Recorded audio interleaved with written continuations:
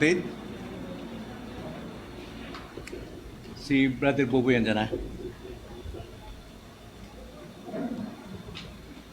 Tayo po ngayon ay darako sa ipinag-uutos na alaala ng ating Panginoon. Kaya napakalaga po natin gawin ito dahil ipinag-uutos ito na dapat nating alalahanin. Kaya napakalaga po kahit nandun ka sa Apari, alam mong Sunday, dapat nandito ka talaga. Present ka talaga sapagkat ipinag-uutos ito ng Panginoon. Na gusto kong basahin yung 1 Corinthians chapter 11 verse 23 to 26 na madalas nating pinagkukunan ng mensahe, pero gusto kong tignan natin, obserba natin, may dalawang mahalaga rito dalawang bagay na dapat nating bigyan ng pansin. Ang sabi sa 1 Corinthians 11 verse 23 to 26, sapagkat tinanggap ko sa Panginoon ang ibinigay ko naman sa inyo, na ang Panginoong Hesus ng gabing siya'y ipagkanulo ay dumampot ng tinapay. At nang siya makapagpasalamat, ito ay kanyang pinagputol-putol at sinabi, ito'y aking katawan na pinagputol-putol para sa inyo. Gawin ninyo ito, utos. Gawin ninyo ito sa pag-alaala sa akin. Sa gayon ding paraan ay kinuha niya ang kopa.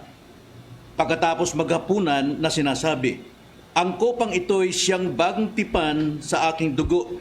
Gawin ninyo ito tuwing kayo'y iinom nito sa pag-alaala sa akin. Sapagkat sa tuwing kainin ninyo ang tinapay na ito at inuman ang kopa, ipinapayag ninyo ang kamatayan ng Panginoon hanggang sa dumating siya.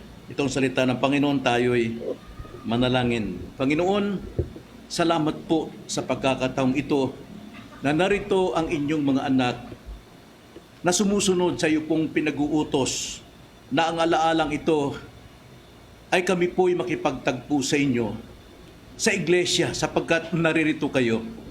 Ito'y tahanan ninyo sa pamamagitan ng kapangyarihan ng Espiritu.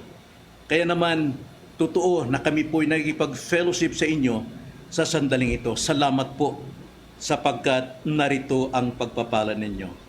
Itong aming dalangin sa pangalan ng Panginoong Hesus. Amen. Alam niyo, kapag gusto kong alalahanin yung aming unang pagtatagpo ni Mama na kami nagkatinginan at nagkamahalan, kahit hindi niya inuutos, pupuntahan ko yung lugar na yun kung saan. At doon ko sinasariwa yung aming nakaraan. Napakasarap.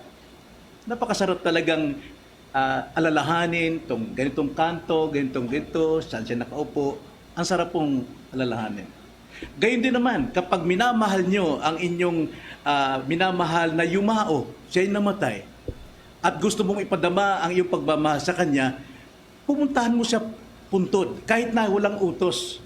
Pupunta ka sa puntod dahil gusto mong sariwain sa kanya ang pagmamahal mo sa kanya. Ngunit itong sa ating Panginoon, ipinag-uutos ito na siya'y ating katagpuin sa lugar na kung saan ginagawa at isinasakatuparan ang alaala ito. Kaya napakalaga po ito pong ating pagtitipon ngayon. Bago pa lamang tayo naging miyembro o magsimula ng Lord's Supper, ipanaliwanag ko na sa inyo na kahit kayo nandoon sa Apari, at alam niyong Sunday is Lord's Day, meaning Lord's Supper, pagsikapan nating makipagtagpo sa Kanya sapagkat iniuutos niya ito. Ang kasalanan po ay ang paglabag sa utos ng Diyos. May pangako ang ating Panginoon na Kanyang tinutupad. Dapat din naman, ang pangako natin ay dapat nating tuparin. Sapagkat nung tayo po'y manumpa bilang miyembro, kasama ito sa panunumpa natin na hindi tayo mawawala sa banal na hapunan. Maliban na lamang kung isang probidensya na hindi ka talaga makakadalo, may karamdaman ka, o mayroong bagay na dapat kang iwasan na ayon sa kanyang probidensya. Pero kung wala naman, tayo po'y nagkakamali. Kasalanan na yung paglabag sa kanyang utos. Unang pangako ng Panginoon sa kanyang iglesia, I will never leave you nor forsake you. Saan yun? Hebrews 13 verse 5. At ang sabi niya, makakasama niyo ko hanggang katapusan ng panahon. Saan yun? Great Commission. Matthew chapter 28 verse 19. At ang sabi niya, sa tuwing mayroong dalawa sa inyo, tatlong nagkakatipon dahil sa aking pangalan, ang pangako niya ay nariyan sa kalagitnaan. At yan ay ginagawa ng Panginoon. At ito, isa na ito sa kanyang pangako na siya po ay nasa atin. Nasaan tayo pagdating ng Lord's Supper? Kaya napakalaga po ito. Ngayon, sa mga pagtitipon na ginagawa ng iglesia, isa sa mga layunin talaga rito ng Panginoon ay isagawa natin ang kanyang ipinag-uutos na alaala na walang iba kundi ang Lord Supper. Kaya nga itong si Pablo, talagang tinanggap niyang aral na ito personal noong si Jesus Christ ay nag-resurrect na. Kaya kadalasan ang tawag ni Pablo sa kanyang sulat, nauna ang Kristo bago Jesus. Meaning to say, nakilala niya si Kristo noong nag-resurrect na. Karamihan naman sa mga alagad ay tinatawag lang Hesus Kristo dahil nakilala nila noong ang Panginoon ay nasa tao pa. At siya ay muling nabuhay. So sa mga talatang ito na ating binasa, may malinaw na dalawang utos na dapat nating unawain upang maging sariwa sa atin yung utos niyang dapat nating alalahanin. Mapapansin natin ang dalawang utos na ito na dapat nating alalahanin. Una, alalahan natin kanyang pinag-uutos tungkol sa kanyang pagkakanulo. Ikalawa, alalahanin natin ang kanyang ipinag-uutos tungkol sa ating pakikibahagi. Tignan natin verse 23, sa kanyang pagkakanulo. Ganito ang sabi sa 23. Sapagkat tinanggap ko sa Panginoon ang ibinigay ko naman sa inyo, na ang Panginoong Hesus ng gabing siya'y ipagkanulo ay dumampot ng tinapay. Nakita nyo? Nung gabing ipagkanulo siya, agad tinanggap at dinampot niya ang tinapay. Ano yung tinapay? Simbolo ng kanyang katawan na mababayubay sa krus ng Kalbaryo. Ipinauna, itong tinapay, alalahanin ninyo. Yung aking kamatayan doon sa krus ng Kalbaryo. Yun ang sabi na paglalarawan po ng kanyang kamatayan, ng kanyang katawan ay ang tinapay. Ipinakita agad ng Panginoon para wag niyong kalimutan, itong katawan ko, ang tinapay. Na ano pong simbolo nun? Na alam natin, Isaiah 52 verse 14, doon pa lamang 800 years before Christ's crucifixion, ipinahayag na ang kanyang katawan ay talagang hindi makilala, na parang hayop ang kanyang itsura dahil sa sugat na kanyang tinamo. Yun din ay simbolo na sa bawat isa sa mga Kristiyano, tayo po'y nakikipilas sa kanyang katawan. Kipilas tayo sa kanyang katawan upang tayo ay maligtas. At yan ay tinapay. Kaya sa tuwing tayo kung dumadampot ang tinapay, tanda natin ipinagkanulo siya upang tayo ay makibahagi ng kanyang katawan para sa ating kaligtasan. Napakalaga po nun. Kaya nga nang sinasabi ko, kung gusto mong mapapanariwang pag-ibig mo sa iyong asawa, balikan niyo yung una niyong pagtatagpo, yung lugar na yun kung saan. Matatawa ka. Talagang masisiyahan ka. Ginawa ko yun. Talagang naalala ko lahat. So, eto po, pinagputol-putol ang katawan ni Kristo sa simbolo ng tinapay. At ito'y kanyang ipinag-uutos, sabi sa 24, sa ating text. At nang siya'y makapagpasalamat, kinuha niya yung tinapay, at nang siya'y makapagpasalamat, ito'y kanyang pinagputol-putol at sinabi, ito'y aking katawan na pinagpuputol-putol para sa inyo. Para sa inyo. Kaya sa tuwing tayo po'y kumakain ng tinapay, sa ating pananampalataya na ligtas, nakabahagi tayo ng katawan ni Kristo. Para ito sa atin. Kaya sabi niya, gawin ninyo ito sa pag-alaala sa akin.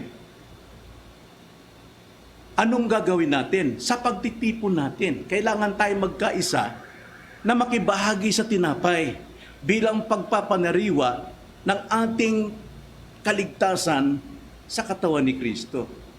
Kung wala ka sa ganitong iniutos na alaala ng Panginoon, mahal mo ba siya? Iniibig mo ba siya? Kaya yun ang tanong. Iniibig mo ba siya? Ginawa agad ng Panginoon tinapay upang maalala siya ng mga alagad. At ikalawa, hindi lamang yung tinapay. Kaligtasan natin tinapay. Ikalawa, yung dugo niya, yung saro, yun naman ang naghugas ng ating kasalanan. Ang sabi sa verse 25 to 26, sa gayong ding paraan ay kinuha niya ang kopa. Pagkatapos maghapunan na sinasabi, ang kopang ito'y siyang bagong tipan sa aking dugo. Napakalinaw pong illustration, napakalinaw pong alaalang binigay sa kanila. At sa atin din, napakalinaw. Kopa, dugo, prutas. Ang sabi dyan, ang sabi sa 25, ang kopang ito'y siyang bagong tipan sa aking dugo. Gawin ninyo ito tuwing kayo'y iinom nito sa pag-alaala sa akin. Ang sarap po nating alalahanin ng ginawa ng Panginoon sa atin. Na tayo kanyang kinamatayan para maligtas at tayo kanyang pinagtigisan ng dugo upang tayo malinis sa ating kasalanan. Di ba't napakasarap nun? Napakasarap nating alalahanin yon. Sa pamagitan ng ating faith, lalong bumubulwak yung ating pasasalamat sa ating puso.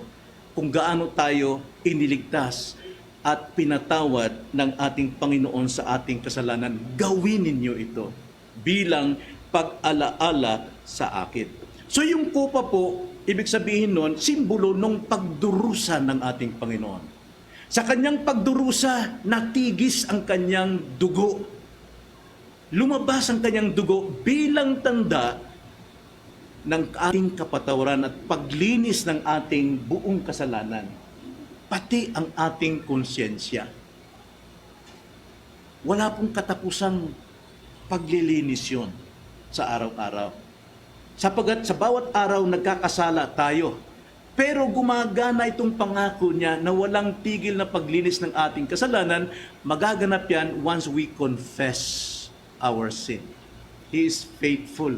Why? Sapagat infinite yung kanyang pagpapatawad sa atin. Walang humpay, walang limitasyon. Kaya napakabuti ng ating Panginoon. Sa lumang tipan, dugo ng hayop ang pinangwiwisik.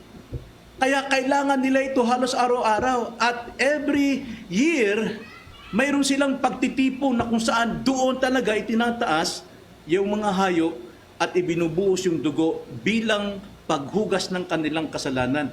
Pero si Kristo, once and for all. Pero yung pong gana nito, yung paglilinis nito, walang katapusan. Kaya, yung fountain of forgiveness, laging available sa atin kapag tayo'y nag-confess ng ating kasalanan. Kaya ipinag-uutos niya ito sapagkat hindi maaring hindi tayo magkasala. Ganon din sa ating bahay, natulog tayo, nag-shower tayo, malinis tayo. In the morning, bibihis tayo para pumasok. Once nag-step ka sa labas, baalikabukan ka talaga, mamamantsahan ka. Kaya kailangan pag-uwi mo, yun, magsishower ka na naman. Minsan, wala tayong tubig, pero yung dugo ni Kristo, laging available sa atin. Kaya napakasarap po na alalahanin natin ang dakilang alaalang ito ng kaligtasan at katubusan ng ating kasalanan. Kaya sa tuwing iinom tayo nito, alalahan natin kung paano siya nagdusa, paanong nagtumigis ang kanyang dugo para sa atin upang tayo ay maging banal. Paano mo masasabing mahal mo ang Diyos kung wala ka sa kanyang iniuutos na alaala? Napakalaga. Ikalawa, mga kapatid, una, ang kanyang iniuutos na alaala ay ang kanyang pagkakanulo. Ikalawang alaalang pinag-utos ay ang ating pakikibahagi. Ang ating pakikibahagi nitong banal na hapunan. Verse 26 to 28. Sapagkat sa tuwing kainin ninyo, andyan na tayo, kainin natin, ang tinapay na ito at inuman ang kopa, ipinapahayag ninyo ang kamatayan ng Panginoon hanggang sa dumating siya.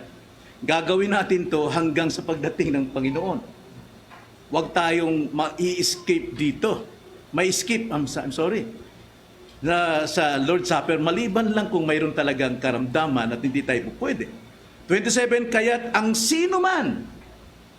sino mang kumain ng tinapay o uminom sa kopa ng Panginoon sa paraang hindi nararapat, ay magkakasala sa katawan at dugo ng Panginoon. Dito po bagsak ang relihiyon na kahit sino pwedeng magkomunyon. Verse 28, siyasatin ninyo ang inyong sarili at saka kumain ng tinapay at uminom sa kopa. Now, ano po ibig sabihin yan? Ang tanong ko po sa inyo, kayo ba'y mananampalataya? Yes or no? Yes. Kung hindi kayo mananampalataya, ito'y paghamak.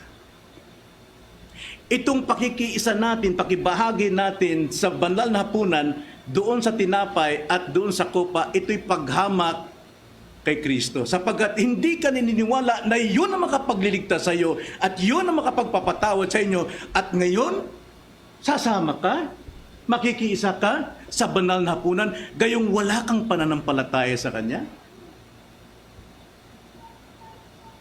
Mali yun. Hindi mo na ako magkuntri, kasi makasalanan ko. Lahat tayo, kahit Kristiyano, makasalanan tayo. Kaya nga kailangan tayong makibahagi sapagkat dito ang pagkakataong tayo mag-confess ng ating kasalanan. Pero kung doon pa lamang sa una, hindi ka na mananampalataya, pero nakikibahagi ka sa banal na hapunan, yan po ay kasalanan. Paglapastangan yan eh. Pwede ka palang makibahagi sa banal na hapunan kahit wala kang relasyon kay Kristo. Hindi mo sinasampalatayanan ang kanyang katawan at ang kanyang dugo. Kaya nga, ang sabi po sa ating teksto, siyasatin mo ang sarili mo, ikaw ba'y mananampalataya o hindi? Sapagkat kung hindi, ito ay kasalanan. At ang kabayaran ng kasalanan ay kamatayan. Kaya nga, kung ating babasahin yung Corinthians 11 verse 24 hanggang 30, marami sa kanila ang nagkakasakit at may ilang pang namatay dahil hindi nila iginagalang ang banal na hapunan. Bakit po? May kapangyarihan po? Natural! Nandito si Kristo sa ating kalagitnaan. Kaya, banal ang pagtitipong ito. Banal po ang pagtitipong ito. At kung ikay mananampalataya, ang pakikibahagi mo sa banal na hapunan ay isang pagpapanariwa ng iyong relasyon sa Kanya. Iyong relasyon sa Kanya.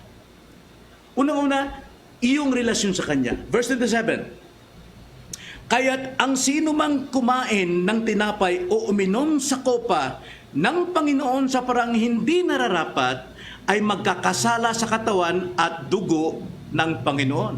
Ang kabaliktaran niyan, kung ikay Kristiyano, ito'y nagpapanariwa ng ating kapatawaran sa lahat ng ating kasalanan.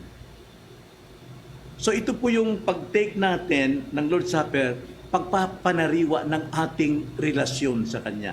Pero doon sa mga unbeliever o hindi pa talaga nagtalaga ng kanilang pananampalataya kay Kristo, na si Kristo lamang ang tagapagligtas at wala ng iba, kapahamakan ito pagka ito ay nakibahagi. Kaya nga, dito sa atin, ipinapauna natin sa ating mga bisita na hindi natin kilala na huwag silang bigyan ng tinapay. Pero kung kilala natin at alam natin ang buhay, tulad kay Nanay Dasing, hindi siya natin miyembro, pero naniniwala kong Kristiyano siya dahil kilala ko siya since 1987 nung magsimula ako magpastor. Nandun nga lamang siya sa ibang iglesia, pero kilala kong buhay niya. Nandito lahat mga anak niya. At ang isang anak niya, pastor pa sa isang iglesia sa Calamba. Kaya kilala ko siya, pwede siyang paintulutan. Dahil siya isang talagang Kristiyano, bagamat hindi natin miyembro. Ganon din naman ginagawa natin sa ibang bisita. Kung di natin siya kilala, pero kilala natin yung church na kanyang kinaaniban, tatanggapin natin. Pero kung kahit kilala natin siya, alam natin buhay niya, hindi natin kapanampalataya, iglesia, ayaw natin na siya mapahamak. Kaya hindi natin sila pinagbibigyan sapagkat sila'y humahatol sa kanilang sarili. Dahil ito'y banal. Si Kristo mismo nandito sa kalagitnaan natin at nakikita niya bawat puso natin.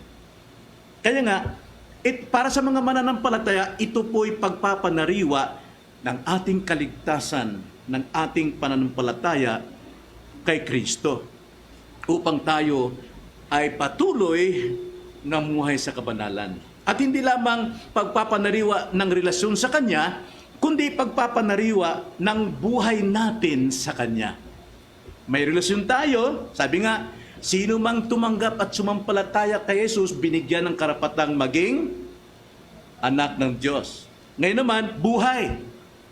Sino mang sumampalataya, sapagkat gayon na lamang ang pag-ibig ng Diyos, ibinigay ang Kanyang anak upang sino mang sumampalataya ay may buhay na walang hanggan. Kapag ang tao may buhay na walang hanggan, makikita sa kanyang buhay ng pagbabago. Sa araw-araw, sa ugali, sa puso, at sa espiritu. Yung pag-ibig niya, sino bang pag-ibig niya? Sa lapi, kabantugan, o si Kristo? Anong ugali niya? Anong espiritu niya? Ang pangit ng espiritu niyan, di ba? Ugali. Nakikita natin yan. Ano bang klaseng espiritong taong ito? Ba't ang yabang-yabang? Yan po ay pinalitan ng Diyos nung tayo ay ma-born again. Kaya nga, ngayon naman, ito'y pagpapanariwa ng ating buhay sa Kanya. Kung tayo may buhay na walang hanggan, makikita yan sa ating present life na mayroong pagbabago. Sapagkat ang sino mang na kay Kristo ay isang bagong nilalang. Kaya ang sabi sa 30 verse 32 hanggang 32, ang sabi po sa ating text, 1 Corinthians 11:30 to 32. Dahil dito, marami sa inyo ang mahihina at mga may sakit, at ang ilan ay namatay na. Bakit po? Hindi ginalang yung banal na hapunan. Akala nila kahit sino pwede. Sa ibang relihiyon, sa Katoliko, kahit sino. Kahit tatlo-tatlo asawa, kahit sinungaling, kahit magnanakaw. Padre, gusto ko magkumpisal o magkommun ka.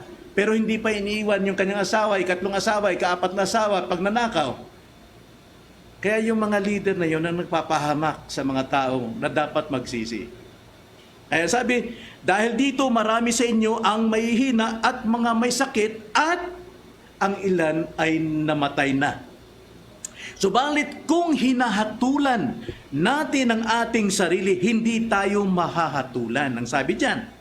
Subalit kapag tayo'y hinatulan ng Panginoon, tayo ay sinusupil upang huwag tayong mahatulang kasama ng sanlibutan. Hinahatulan tayo ng Panginoon kapag mayroon tayong tinatagong kasalanan at nag-take tayo, nakibahagi tayo sa banal na hapunan, talagang may palo ang Diyos.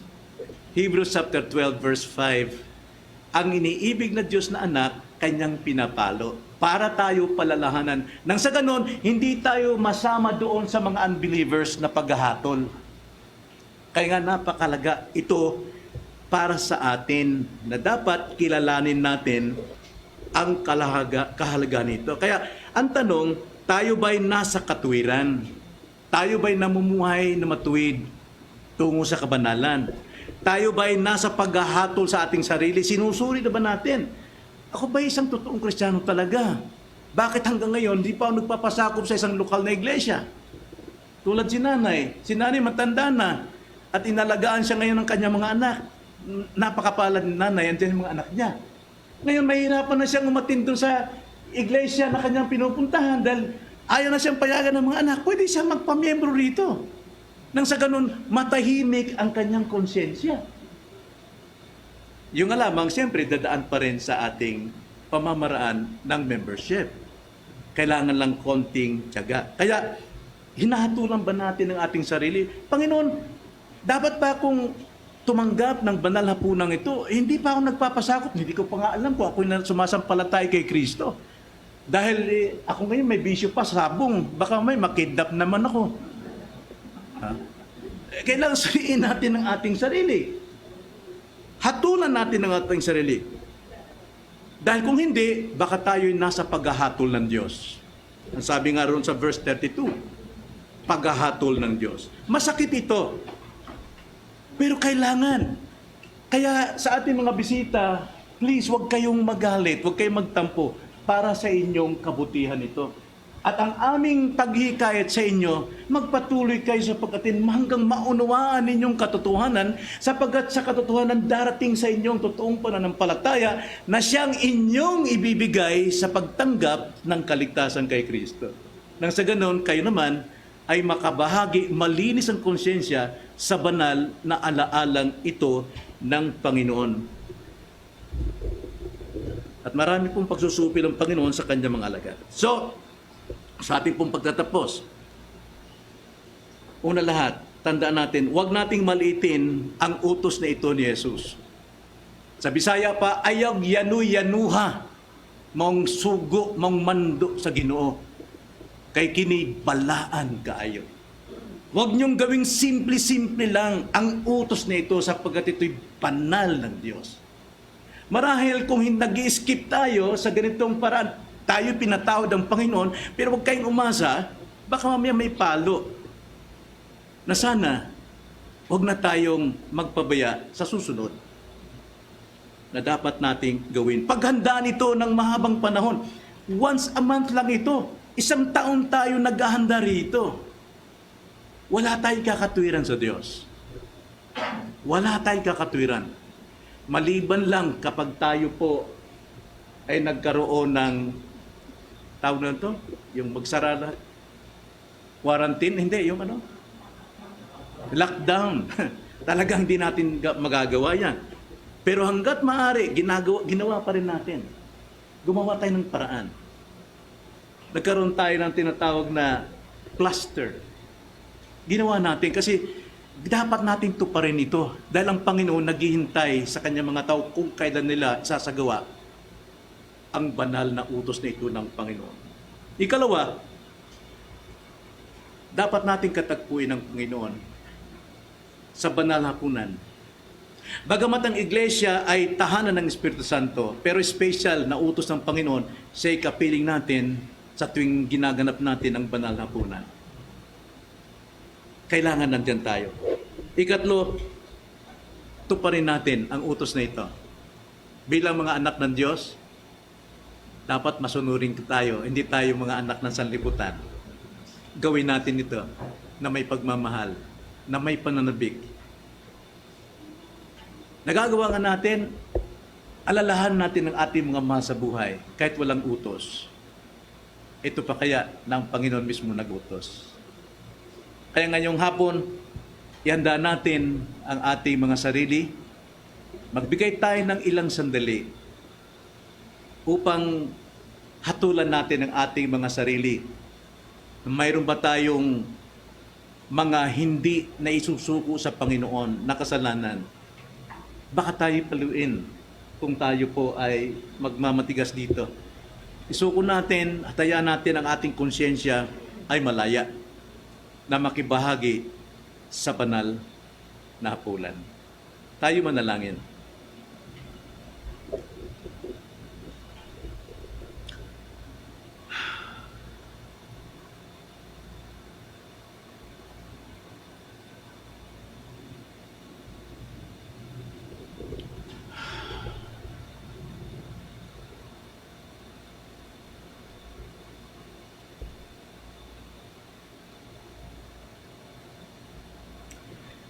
Tunay, Panginoon, na kahit kami na inyong mga tinubos, iniligtas, binigyan ng bagong puso, binigyan ng bagong espiritu at pinananahanan ng espiritu ng inyong bugtong anak na si Jesus. Kami nasa katawan pa, nasa laman. At kadalasan hindi namin ito na ipamumuhay sa pananampalataya kay Jesus na nagbuwis ng buhay sa amin. Nasusunod pa rin namin ang aming mga remaining sins. Ngunit salamat po, sapagkat wala pong hangganan ang iyong pagpapatawad sa sino mang anak ninyo na handang mag-confess, umamin ng kasalanan. Salamat po, Ama, na ang fountain ng blessings na ito kailanman ay hindi natutuyuan. Eternally, infinitely, salamat sa biyayang ito. Kaya Panginoon, iniiyahan namin na bawat isa ng mga tinubos ninyo ay lumapit sa hapag ninyo na may pananampalataya at makibahagi sa banal na hapunan na iyong pinag-uutos, na sa aming puso kayo'y kapiling namin at nakamasid sa amin, nakikinig sa amin. Nawa mapabanal namin ang iyong pangalan sa sandaling ito. Maluwalhati ka namin sa aming pakikiisa, pakikibahagi sa ipinag-uutos ninyong banal na hapunan. Patawarin niyo kami, Lord, sa aming pong mga kasalanan. Patawarin niyo kami sa aming pagpapabaya, patawarin niyo kami sa aming pagsisinungaling, patawarin niyo kami sa aming pagmamataas, pagmamagaling. Tulungan niyo kami na kami po ay maging maamo bunga ng aming pagpapakumbaba sa inyo.